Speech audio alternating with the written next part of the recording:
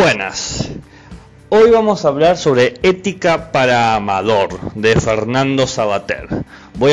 Me he esforzado para cumplir mi promesa de no hacer otro audio de 2 horas, así que te va a durar como 40 minutos más o menos. Les prometo que me voy a portar bien.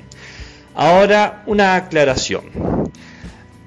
Hace un par de años yo vengo dando este texto que tiene la cualidad de ser muy accesible para aquellos que nunca han interrogado, se han estudiado o han analizado temas de ética. Es claramente un manual o un libro de texto que escribió Fernando Savater, que ya lo voy a presentar, y que sirve para ir tocando múltiples tópicos o las ideas centrales o las discusiones centrales de la disciplina ética. Ahora, una cosa que hay que entender es que este autor, como todo autor, está parado desde una perspectiva y está posicionado desde una filosofía. Fernando Savater es un humanista. ¿Qué quiere decir esto? Quiere decir que la filosofía que él hace, las ideas que él desarrolla, las nociones que él construye, para él se aplican únicamente en el humano. Lo cual nos trae un problema, porque si bien es un gran pensador, Fernando Savater, un autor que está vivo, que contribuye mucho, hoy en día se habla de éticas poshumanistas. ¿Y qué serían las éticas poshumanistas? Y es el pensamiento de la ética aplicado a otros seres vivos. Mientras que la gran parte de la historia de la ética, que puede ir desde el 700 a.C. hasta hoy en día, se ha ocupado de los problemas morales, del bien y del mal, de los problemas de los deberes, qué debo hacer, qué tan responsable soy en el espectro del humano. Hoy en día, o por lo menos desde la década del 40 en adelante, se ha generado todo un pensamiento de éticas poshumanistas, es decir, bueno, ¿qué responsabilidad tengo no solamente para mis pares humanos, sino para otros animales no humanos?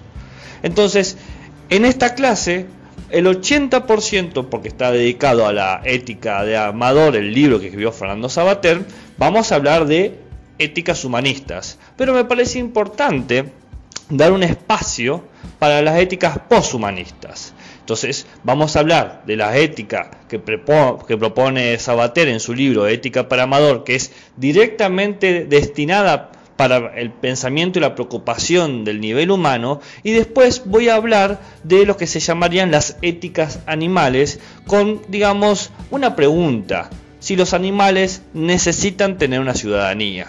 Pero bueno, ya vamos a llegar a ese punto. Primero, vamos con lo primero. Presentemos al autor. Fernando Savater es un filósofo y escritor español, nacido en 1947.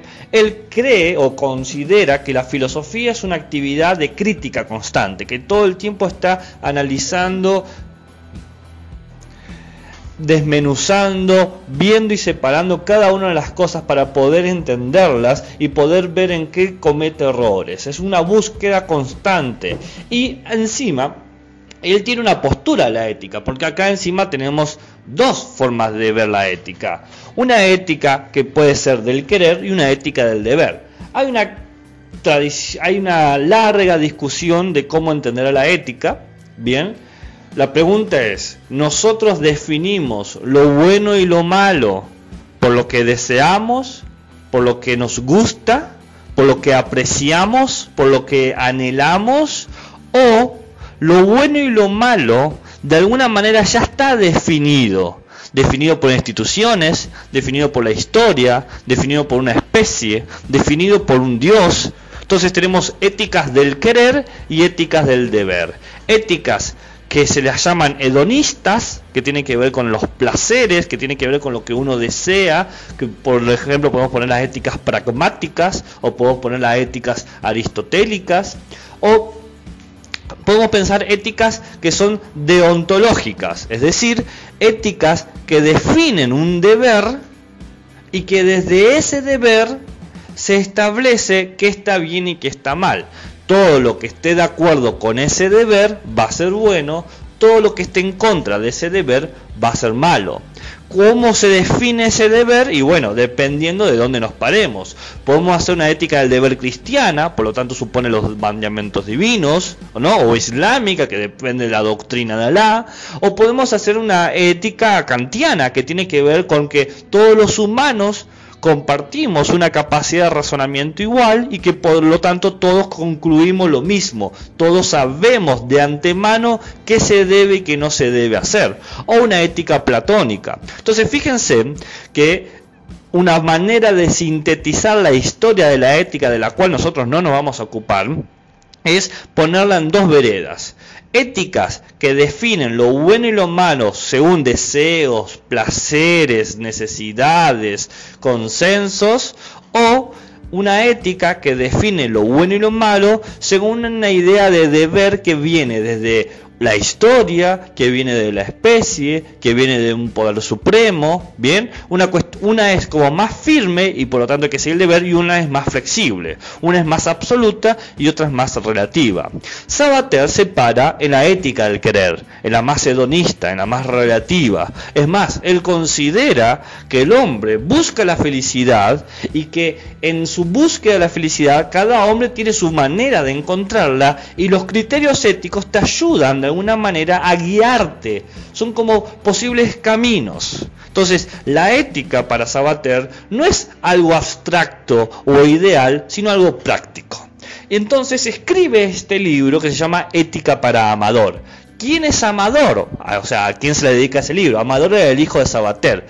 ¿Y por qué lo llama Ética para Amador? Y bueno, porque está copiando un estilo que hizo Aristóteles, que era ética para Nicómano. Aristóteles escribió un libro de ética para Nicómano y Sabater dice, voy a hacer lo mismo yo, que es ética para Amador. Bien, es lo mismo con, qué sé yo, a ver, como 2500 años de diferencia. Entonces, Sabater está escribiendo a su hijo, Amador, y le empieza a explicar en distintos capítulos de, por ejemplo, de qué va la ética, cómo distinguimos los órdenes, las costumbres, los caprichos, qué es darse la buena vida. Entonces, de eso vamos a hablar nosotros. Él empieza, ¿de qué va la ética? Bueno, dice, la ética parecería que se ocupa de lo que nos conviene y lo que no nos conviene. O sea, la disciplina filosófica ética, de alguna manera, indistinto si sos hedonista, deontológico, si es ética del querer o del deber, si sos aristotélico, platónico, kantiano, pragmatista o lo que sea, todas esas éticas parecerían que se están ocupando en qué nos conviene a nosotros hacer o querer o seguir o que no. Es como que tratan de definir lo bueno. Lo bueno es lo que nos conviene, lo malo es lo que no nos conviene, lo bueno es lo que nos sienta bien y lo que nos sienta mal es lo malo. Entonces, la ética parece tratar de entender eso. ¿Qué cuernos nos conviene? ¿Y cómo sé lo que me conviene? Y bueno, necesito saber qué es bueno para mí y qué es malo para mí. La ética se ocupa de eso. La ética es decir, es bueno comer verduras, es malo comer siempre comida chatarra, ¿no? Y eso ya es una decisión ética. Entonces, lo que dice Sabater, y acá se nota claramente la actitud humanista, dice, a diferencia de otros seres vivos, los humanos inventan y eligen su propia forma de vida. Fíjense, para Sabater el humano es el único que puede elegir cómo vivir, que puede elegir lo que le conviene o no le conviene, lo que es bueno o lo que es malo. Es decir, nuestra capacidad de ser libres, de hecho, nos hace ya proyectar qué podemos y qué no podemos hacer, a diferencia de los animales, dice Sabater. Sabater no cree que los animales puedan elegir lo que le conviene y no le conviene. Ya vamos a discutir eso. Pero por ahora nos ponemos la camiseta de Sabater y decimos, es verdad, los humanos somos libres, los humanos podemos optar, y como también podemos elegir qué nos conviene y no nos conviene, y como somos humanos y en nosotros está la capacidad de equivocarnos, y bueno, a veces podemos equivocarnos y en esas equivocaciones elegimos algo creyendo que es bueno y nos produce algo malo. Y eso que nos produce algo malo lleva a una necesaria reflexión ética. ¿Por qué fue malo para nosotros a pesar de que pensábamos que actuábamos bien? Por ejemplo, creía que estaba bien decirle a alguien, che, está muy gordo, y de repente me doy cuenta que lo afecto emocionalmente. Digo, bueno, pero yo quería ser honesto. Bueno, pero a ver, ¿qué tipo de honestidad querías trabajar y cómo, en qué contexto? Porque quizás le dije gordo justo cuando estaba probándose un saco nuevo y estaba encantado con que este sábado iba a ir de cachengue a cachengue. Entonces, qué mal momento elegiste, Gabriel, para dar esa actitud honesta. Hubiese sido distinto si hubiese tenido una situación donde, mirá, me estoy sintiendo muy mal, todo lo que como me cae, me genera cosas en el estómago. O sea, ustedes ya saben a lo que me refiero. Entonces le puedo decir, mirá, quizás es porque te estás alimentando muy mal, tenés que seguir un mejor régimen, y de alguna manera estoy dando a entender de una forma mucho más correcta, entre comillas, bien, lo que al fin y al cabo quería decir cuando le quise decir estás gordo sin necesidad de ofenderlo. Entonces hay formas de actuar y de la ética se ocupa de eso. Y de esto nos permite pensar en distintas maneras de actuar que tiene que ver con formas de actuar según las siguiendo órdenes, formas de actuar siguiendo costumbres, formas de actuar siguiendo caprichos.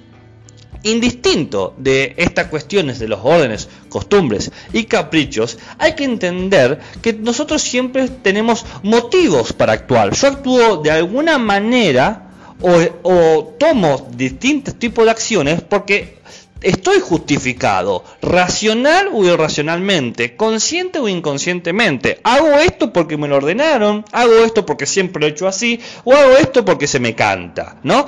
Hay distintos motivos. Entonces la pregunta es, ¿por qué hago esto? Bien, las órdenes tienen que ver con el mandato, las costumbres tienen que ver con el hábito, los caprichos tienen que ver con una supuesta ausencia de motivo, y después hay quizás una cuarta categoría de motivos que es lo funcional, por ejemplo lo instrumental. Yo cuando bajo las escaleras, ¿qué hago? Muevo las piernas para poder bajar las escaleras. No necesito un argumento ético para decir bajar las escaleras. Ahora sí, el contexto puede demandar una cuestión ética. Quizás estoy bajando la escalera porque estoy escapando del tipo que le dije que estaba gordo. ¿Se entiende? Bien, entonces, detengámonos en lo más interesante. La oposición entre órdenes y costumbres. Bien, una pregunta que hay que hacerse es ¿de qué manera o de qué forma una orden me está condicionando? ¿Yo actúo por esa orden porque le tengo miedo a las represalias, por ejemplo, que me golpeen o que me saquen algo? ¿O lo hago porque tengo confianza ante esa persona? Entonces, por ejemplo, viene mi padre o mi madre o mi abuelo o mi tutor o lo que sea y me dice anda a lavar los platos y yo lavo los platos. Es una orden, pero no lavo los platos sintiendo miedo quizás por la represalias que puede darme un chancletazo, sino porque confío en lo que me está diciendo. O dice, mira, estudiá para la prueba de mañana que es pesada, le creo porque esa persona ya lo ha hecho. O también hago lo que me ordenan por la recompensa del bien cumplido, es decir, cumplo mis horarios laborales porque me pagan a fin de mes. Quizás justo hago un trabajo que no me gusta, pero yo no necesito el sueldo. Entonces me dice, anda a apilar esas cajas, y voy a apilar esas cajas. Ahora no, ahora desapilada y la voy a desapilar. No, ¿sabes qué? Ahora quiero que la pilas de vuelta y la vuelvo a apilar. Y estoy todo el día apilando y desapilando cajas porque el jefe me ordena eso y porque no sabe otra cosa que hacer más que darme esas órdenes. Y yo lo hago porque busco una recompensa frente a ese trabajo. Sigo las órdenes. Justifico mi manera de actuar por eso. Otra manera de justificar mi manera de actuar, y asumo que esa justificación de alguna manera dice que está bien actuar de esa manera, es por las costumbres, ¿bien? Tradicionalmente he actuado así. En mi rutina voy, me lavo la cara, la mano, los dientes, ¿bien? O por costumbre trato de no discutir con una persona, porque si discuto paso un mal momento o lo que sea. O la costumbre tiene que ver con la tendencia y la moda social. Necesito postear esta cerveza artesanal que estoy comiendo en este pub, porque ya no hay bares, en este pub irlandés, porque es la moda. Ahora todos tienen que hacer eso. Y la otra justificación o otra manera de decir esto, actúo de esta manera porque me gusta, por capricho. Hago esto porque quiero, porque me gusta, y me voy a comer esta hamburguesa con estas papas fritas y no me interesa lo que me digas. ¿Bien? Frente a esta cuestión de seguir órdenes, costumbres y caprichos y que yo las sigo porque creo que está bien seguirlo. O sea, si yo admito seguir una orden o admito seguir una costumbre, estoy diciendo que es correcto seguir esta orden o esta costumbre. Quizás lo sigo porque tengo miedo a que me maten. Digo, bueno, eran dos opciones, o me mataban o hacía. Entonces estoy diciendo que la mejor decisión ante esa situación es esa, mejor decisión última para mí. Y frente a esta idea de que yo termino haciendo lo que quiero, por más que siga órdenes, costumbres o los caprichos, está la idea de Sabater de que dice, haz lo que quieras. Vos tenés la libertad de poder decir sí o no, que era lo que decía Sabater que los distingue de los animales. Los humanos tienen la libertad de decidir y de darse cuenta de lo que está decidiendo, de hacer o de no hacer, de decir qué me conviene y qué no me conviene, qué quiero y qué no quiero. Y la cuestión es ser consciente de que todas las cosas que yo hago, soy responsable de eso. Es decir, yo estoy dándome la libertad de hacer o de no hacer tal cosa. Entonces, si yo hago algo, apilo las cajas porque me lo mandan, entonces, ¿por qué hago eso? Y porque yo decido que es lo mejor seguir las reglas del jefe que me está diciendo apilar las cajas, porque si yo cumplo esas reglas, me van a pagar y considero que eso es bueno. Determino que eso me conviene o aprecio eso. Entonces, uso mi libertad de decir sí o no. Uso mi libertad, uso mi capacidad de hacer lo que yo quiero, porque puedo patear al tipo, patear las cajas e irme corriendo como un loco. Tengo también esa posibilidad, pero decido eso porque yo considero que es lo que yo quiero, necesito, anhelo, deseo o lo que sea.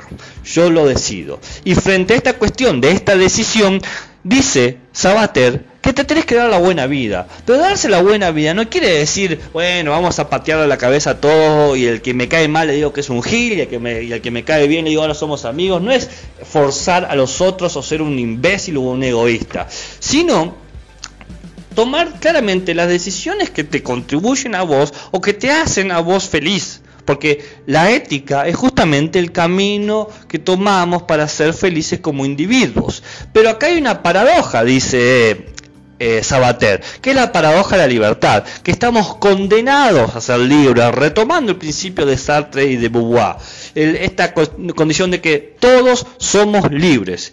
Nadie puede escapar de la libertad. Si vos decidís no ser libre, ya estás tomando una acción de libertad.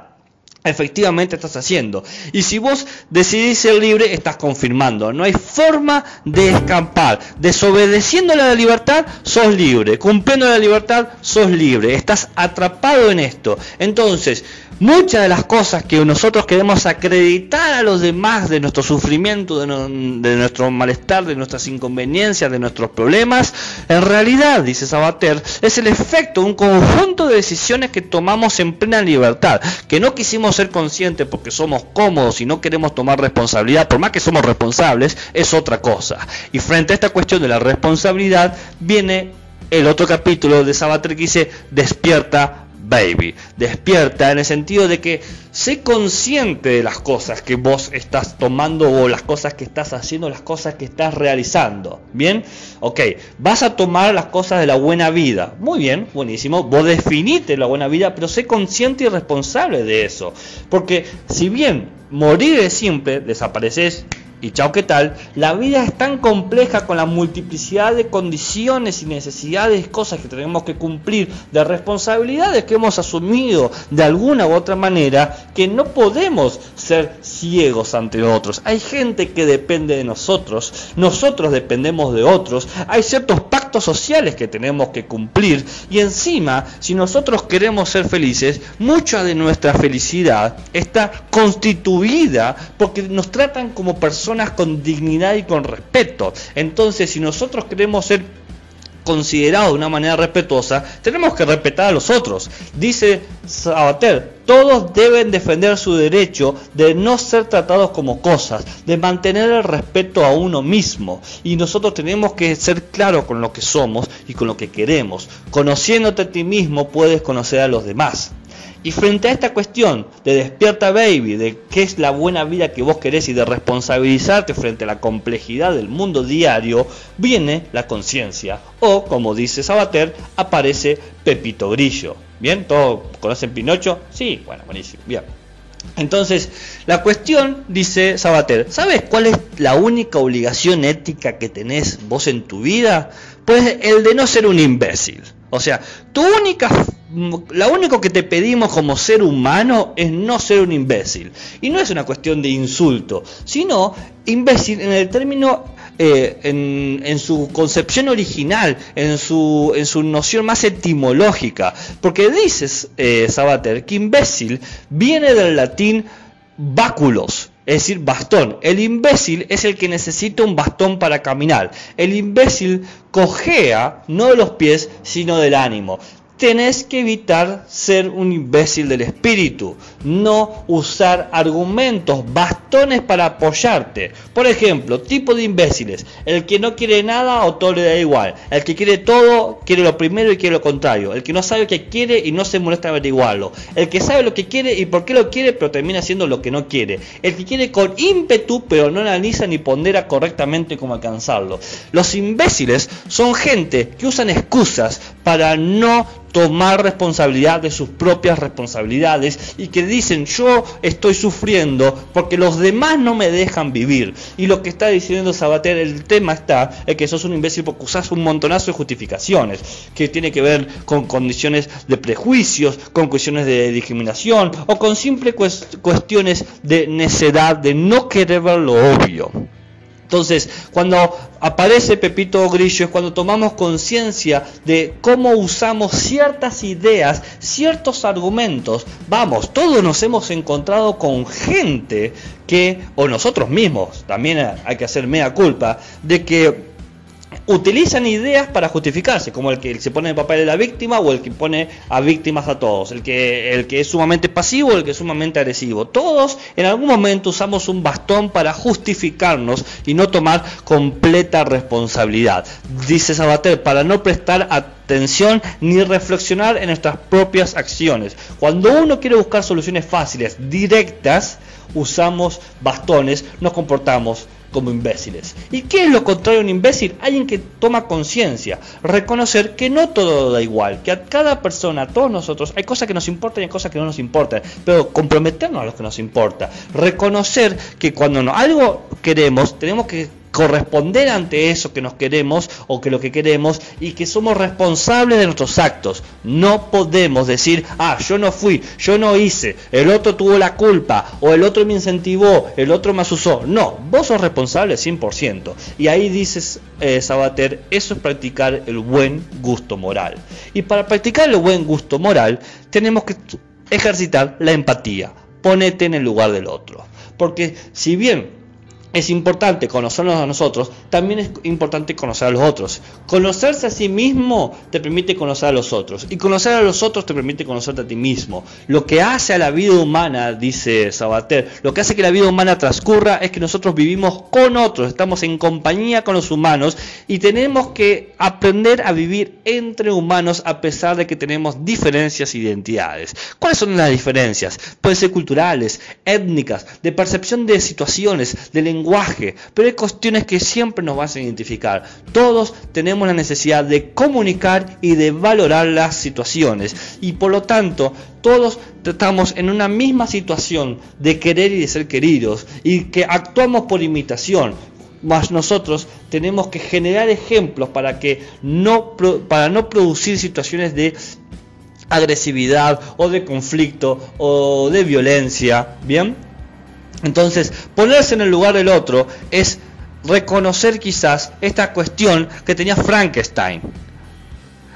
La historia de Frankenstein la conocen, ¿no? Frankenstein es el monstruo de Frankenstein es la siguiente, o sea, Mary Shelley escribió una novela que se llama el monstruo, Frankenstein o el Prometeo moderno, y Frankenstein crea un zombie en partes del cuerpo, y este zombie está sumamente expulsado por la sociedad, y el monstruo dice: yo soy malo porque soy desgraciado. ¿Por qué es desgraciado el monstruo de Frankenstein? Porque no tiene un igual. No tiene un igual. Cuando nosotros construimos iguales, cuando me pongo en el lugar del otro, evitamos que el otro sea un desgraciado y evitamos nosotros estar en una situación desgraciada. La identidad, la compañía, la comunidad, la solidaridad, la sororidad, todas estas cuestiones de agrupación de identificación son los que nos permiten a nosotros aumentar nuestras posibilidades de libertad, esta cuestión de generar complicidad con el otro, de querer el otro, del terruño con el otro, genera una plataforma que nos permite a nosotros desarrollarnos. Cuando no somos reconocidos, cuando nos desplazan, cuando nos ponen en la frontera, cuando nos invisibilizan, cuando son indiferentes, cuando nos callan, cuando hablan por nosotros, uno no queda más que vivir en la situación de Frankenstein.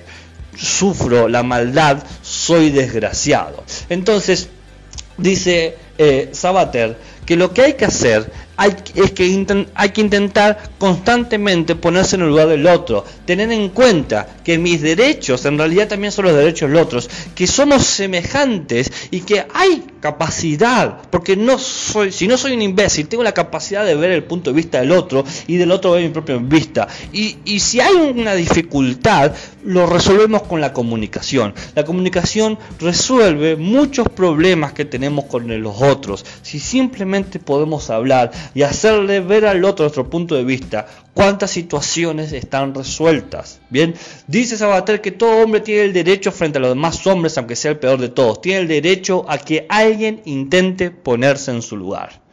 Pero distintos lugares, distintas formas, somos distintos.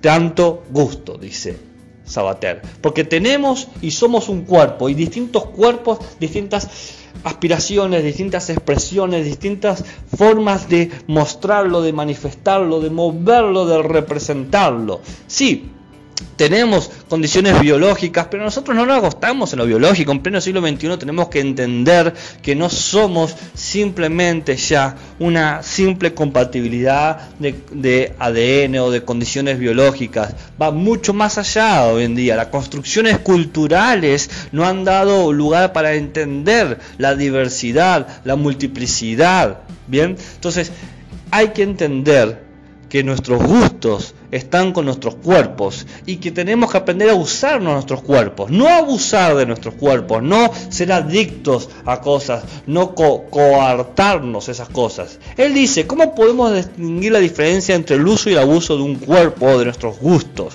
Bueno, cuando usás un placer, el que sea, y enriquece tu vida, eso es un uso. Pero cuando cada vez que usás ese placer te va empobreciendo, te va eliminando, te va anulando, bueno, eso es un abuso. Bien, cuando te va incapacitando para poder disfrutar y desarrollarte en tu máxima plenitud y ser feliz, eso es un abuso. Pero siempre que te enriquezca y te genere todo lo que sería un regocijo, un gozo, una felicidad o alegría, eso es un uso. Usa tu cuerpo siempre que te cause placeres.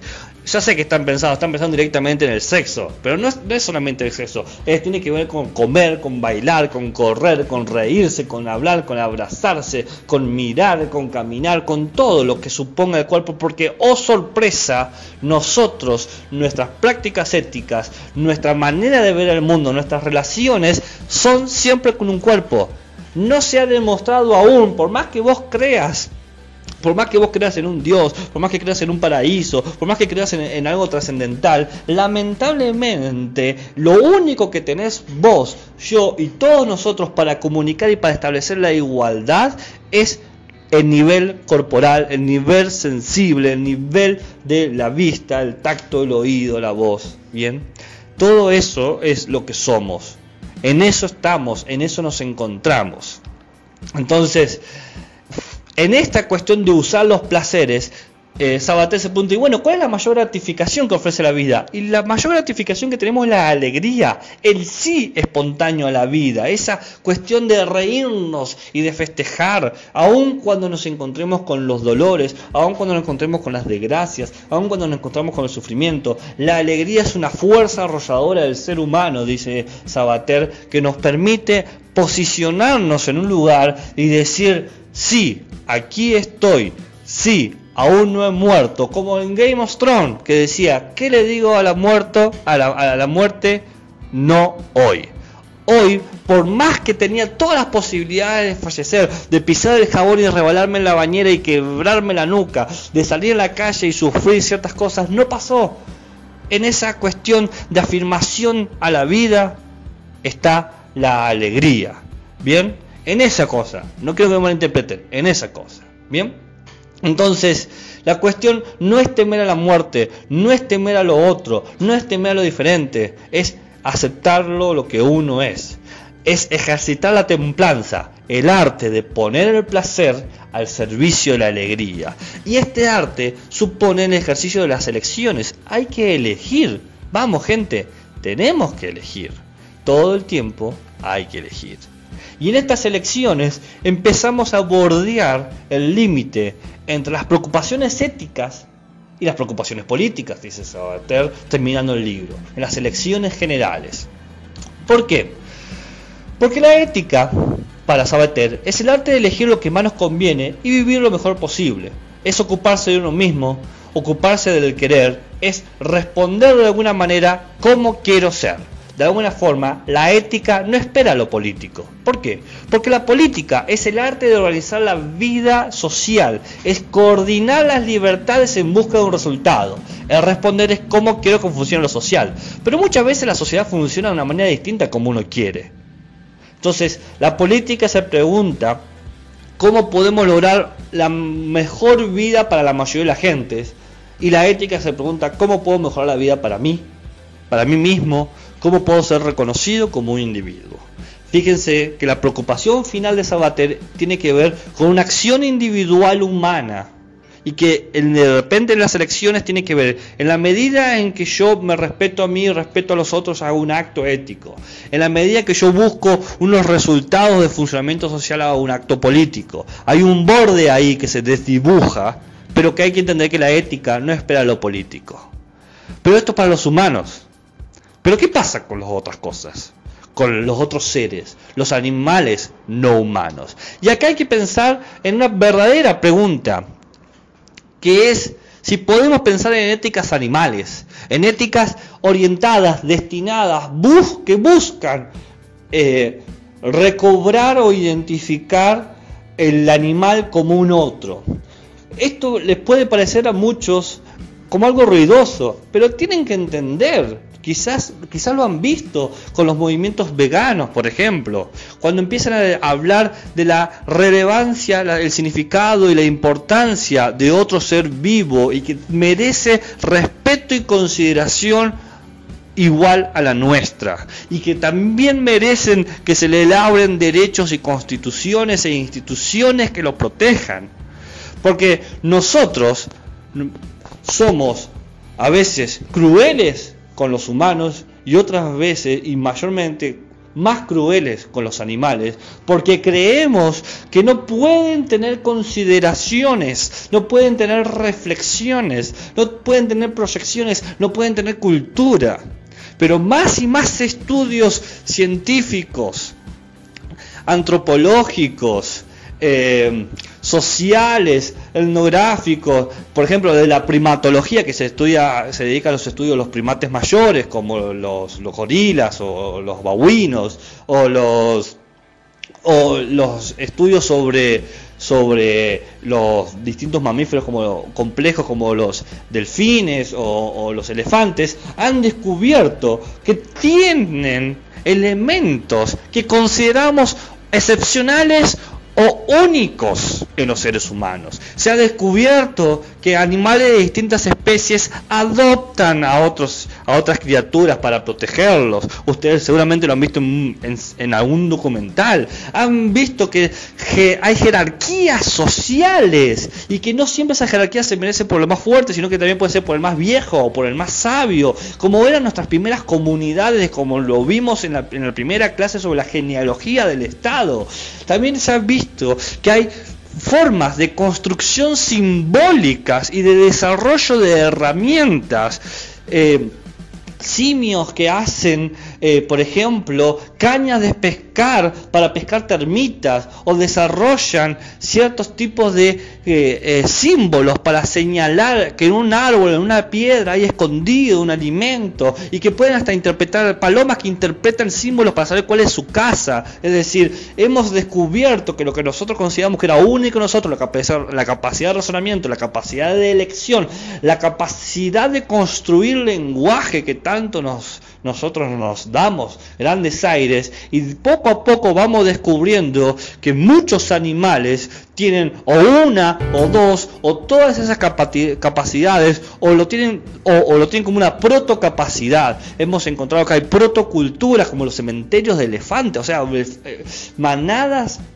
de mamíferos no humanos que tienen sus propios cementerios, que es una idea tan arcaica y tan mítica en el ser humano, lo encontramos en otras especies. Por lo tanto, estamos obligados a pensar en otro tipo de pensamiento ético, en otra idea de lo bueno y lo malo, del deber y lo que no debe ser.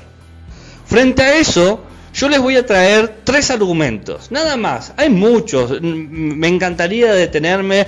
El año pasado lo hice, pero este año, en el contexto en que estamos, no puedo hacerlo. No tengo cantidad de clases para darlo. La materia no se agota solamente en las discusiones éticas, así que doy 3 argumentos en base a un artículo que yo les presento. Si quieren más, hay mucho más.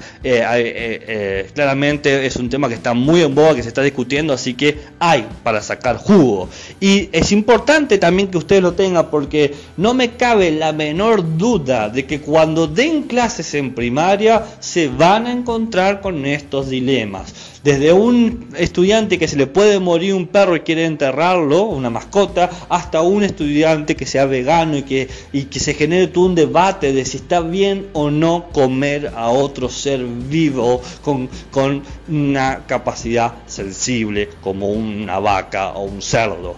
Entonces, quédense tranquilos que esto no es un conocimiento en balde, es un conocimiento que realmente la atraviesa, y las generaciones venideras son cada vez más conscientes de este debate, este problema. Entonces, 3 argumentos: el argumento de la autonomía, el argumento del abolicionismo y el argumento del florecimiento. Estos 3 argumentos lo que tratan de hacer es demostrar o de dar cuenta de la relevancia y necesidad de que se les dé a ciertos animales, no necesariamente a todos un paso a la vez, por así decirlo, ciertos animales que tienen cierto desarrollo en su domesticidad o de relaciones sociales, como por eso los gatos, los perros, las vacas, los cerdos, se les dé el estatus de ciudadano. Y el estatus de ciudadano como tal, con una identidad, con una protección estatal, con un conjunto de leyes y de derechos y privilegios y obligaciones, ¿bien? Está apuntando a eso. Es un verdadero problema ético cívico. Entonces, primer argumento sobre el principio de la autonomía. El principio de la autonomía es un argumento muy interesante porque dice lo siguiente: de por sí, todos los sujetos capaces de tener una vida tienen ya un valor inherente a su propia vida, a un fin, ¿bien? Y por lo tanto, ser sujeto de una vida te genera una situación de protección y derecho. Vos, como un sujeto capaz de tener una vida, no tenés que ser usado como un medio. Por ejemplo, la vaca es un sujeto que tiene vida, por lo tanto no puede ser un medio. El medio que puede ser la hamburguesa, ¿no? Se usó la vaca para que sea una hamburguesa. Ok, frente a esta cuestión, uno diría, bueno, pero la vaca no es consciente. Y lo que dice este argumento, dice, ser consciente o no ser consciente no es excluyente para que te dé derechos, porque hay una cantidad de individuos humanos sin conciencia que tienen derechos, gente en estado vegetativo, gente que tiene un retraso cognitivo, gente que ha sufrido accidentes cerebrales y aún así están siendo protegidos. Entonces, por lo menos, dice este argumento del principio de autonomía, si estos humanos les damos, a estos animales humanos les damos unos derechos, el que está en estado vegetativo, el que tiene un retraso cognitivo, el que ha tenido un accidente cerebral, le damos unos derechos y los reconocemos como ciudadanos, por más que no puedan votar, pero sí los protegemos ante violencias o agresiones, bueno, los animales deberían también tener esos mismos derechos, mínimo. Al principio también dice, mínimo deberíamos darle ese derecho, porque tanto el que está en estado vegetativo como el gato son sujetos de una vida, tienen un valor inherente en sí mismo por el simple hecho de tener una vida.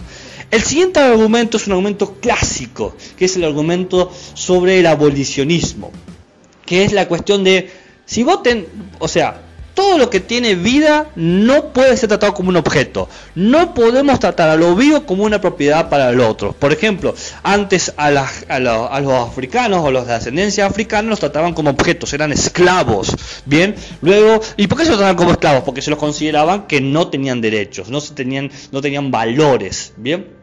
Entonces, lo que hay que hacer es quebrar la idea de que los animales son propiedades o recursos. Bien, la vaca no es un recurso, el chancho no es un recurso, tu gato no es una propiedad, es parte de tu familia. No es una propiedad, es parte de tu familia. El perro no es tu propiedad, no lo podés patear y encadenar, es parte de tu familia y por lo tanto también es un sujeto de derechos. Bien, entonces, una cuestión que habla del abolicionismo es que hoy en día, con el desarrollo que tiene la globalización, la tecnología y la industrialización, no es tan necesario los productos animales. Hemos encontrado alternativas a las cuestiones de los animales. Quizás antes, en un momento más biológico de competición darwiniana, podíamos decir, bueno, el humano es un mamífero cazador que desarrolló técnicas para sobrevivir, totalmente válido, como un león que caza una cebra, un humano cazando un mamut, está todo bien.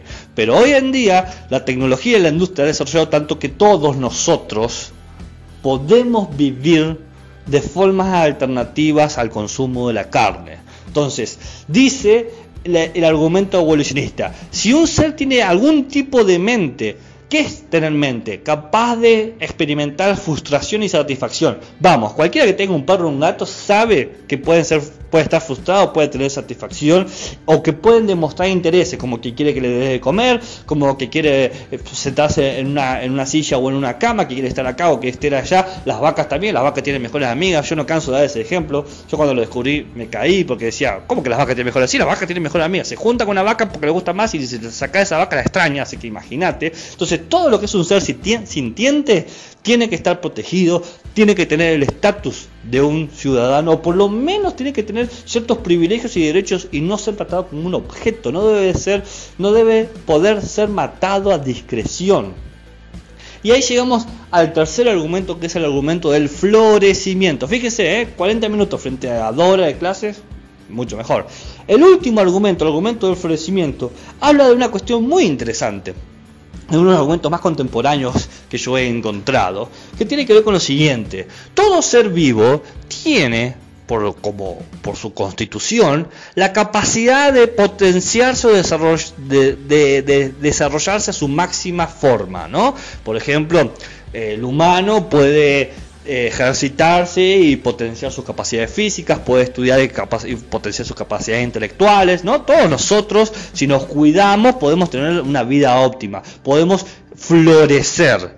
Todos los seres vivos tienen lo mismo. Un gato puede engordar, un perro puede engordar, un gato puede estar bien ejercitado, etcétera. Todos tienen esta cuestión de poder florecer. Y florecer debe ser nuestro criterio ético para una vida plena, satisfactoria y felicidad. Básicamente para la dignidad. Y si vos tenés un conjunto de seres vivos que pueden florecer, que pueden vivir mejor, y no le das esa vida esa vida mejor, esa posibilidad, lo que estás haciendo es tratarlo de manera indigna. Los estás bajando de rango, estás siendo en un acto cruel, indiferente a las necesidades. Por lo tanto, el argumento de florecimiento parte de una exigencia mínima, que florecer sea la base para construir principios políticos.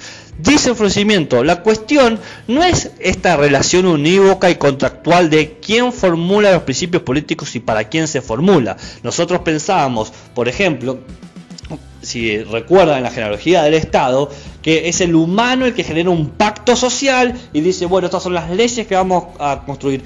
El florecimiento dice, ese no es el tema de quién hace las leyes, sino el tema está en la relación de quién puede formular las leyes y cómo podemos formular esas leyes para que las distintas especies puedan cumplirlas de una manera fehaciente, útil y que garantice su florecimiento. Yo puedo construir leyes de protección para animales, puedo construir leyes que garanticen su desarrollo.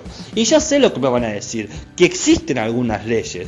Es verdad, en Argentina algunas leyes existen, pero no son suficientes. Te das cuenta que no son suficientes cuando ves en baldíos grupos de gatos y de perros reproduciéndose y sufriendo enfermedades. Ahí te estás dando cuenta que no es suficiente. Cuando ves cómo masacran a las vacas y a los chanchos, ahí te das cuenta que no es suficiente. Cuando ves las gallinas que viven hacinadas y que no ven ni siquiera la luz del día, ahí te das cuenta que no es suficiente y que no les estás dando la posibilidad de florecimiento. Entonces, esta clase de ética, si se fijan bien, se ocupa principalmente de desarrollar las principales ideas de la preocupación ética: qué soy responsable, qué debo hacer, qué es el placer, hasta dónde puedo permitirme, cómo reconocer al otro. Y cuando llegamos al otro, vamos a darnos cuenta de la conclusión de que el otro es o un humano o todo lo que es diferente a mí. Y ahí cambia la cosa.